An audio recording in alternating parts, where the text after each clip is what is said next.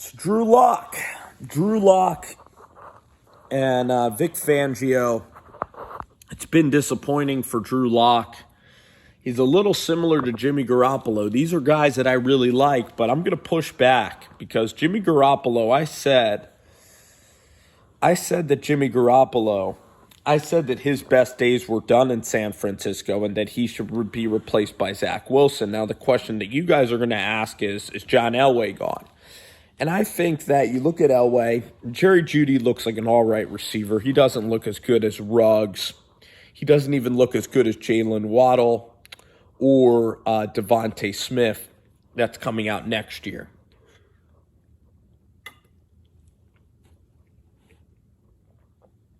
This defense, A.J. Bouye, for him to hire Vic Fangio, you hired Fangio and Vance Joseph and thought that these things were quick fixes. But here's the thing, Denver, they need to take a couple of steps back and start building this thing the appropriate way, which means hiring a Lincoln Riley or a Joe Brady. So going all out for a real offensive mind. You look at the best times of Broncos football, it was when Mike Shanahan was there. So you had Kubiak, but Peyton Manning pretty much ran his own offense. Peyton was that special with John Elway, and that was his greatest accomplishment. Elway at the draft, drafting Von Miller, getting Bradley Chubb, Will Cushenberry, Noah Fant. Like, these are talented guys, but he's not good they're not fitting together. Noah Fant's not consistent. Melvin Gordon's been a disaster signing, just not helping out, ironically. Sometimes you acquire talent, but then sometimes the talent just doesn't work together, and that's kind of what's going on a little bit with the Denver Broncos. So you look at Locke. I think Locke is a talented quarterback. I do. Now, Locke is a lot younger than a Jimmy Garoppolo. Locke's had some bad injuries, one with his finger and another one with his lower leg and ankle problems. I think Locke is a big-time talent. I think that he gets rid of the ball quickly. I think his arm strength is elite. I think that his release can be elite, can be quick. In terms of how he layers the ball along the sideline, that's certainly not unbelievable.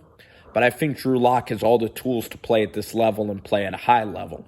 You look at this quarterback class, I think Kyle Trask is a quarterback that can compete with Drew Lock, Trevor Lawrence. The other guys are all kind of risky quarterbacks. I think the move for the Denver Broncos is to hire Lincoln Riley or Joe Brady. Specifically, you can get Joe Brady because you look at Denver, it has good ownership. It's a good franchise. It's a franchise with historical success with John Elway and Peyton Manning and good ownership. So I would say that Joe Brady would be the hire, and then you let Joe Brady evaluate Locke. Even if you draft a first round or two, you let the two guys battle it out, whether it be Zach Wilson and Locke or Kyle Trask. Then you be patient. You flip one of them for a second rounder. You let the best guy win. A lot of people are enamored with drafting specifically, but I like the approach to try to find the quarterback. You have competitions and so on and so forth, but I think you put Drew Lock with a Joe Brady, and it's kind of like you're seeing now with Daniel Jones and Jason Garrett. You put a good offensive coordinator around these guys, and the light bulb will come on. I think Albert O can be your starter. You can flip Noah for a second rounder in the draft for a late second. The offensive line, you look at Garrett Bowles, and you're going to need some tackles. I'm just not enamored with Shurmur's play calling. So, in short, I think that next year it needs to be a Joe Brady. It needs to be a young offensive mind like a Lincoln Riley, even maybe Kevin O'Connell from the Rams. You got a culture change. You got a guy that really clicks with Drew Lock, and Drew Lock sticks to the script. I still think Lock is the guy next year. I think you get an offensive-minded head coach. You look at how the league's going. Then you get an experienced DC like a Leslie Frazier. So if your offense is explosive, you look at Seattle, right? They have an explosive offense, and their defense is not that good, but these are still NFL guys, so your defense is never going to be awful all year because you're going to have a good defensive coordinator. So you build the team around the offense, you build the team around scoring a lot of points, and then you get your defense to be suitable. That's the way you win. And Vic Fangio, he's a defense-only guy. He's not really adapting to how the league is modernizing in terms of scoring a lot of points. And this is an old and stale coaching staff that is frankly an awful coaching staff. So I think it's pretty simple. You get Drew Lock as offensive coordinator, or you look at the offensive coordinator and you let Lock compete with another guy next year.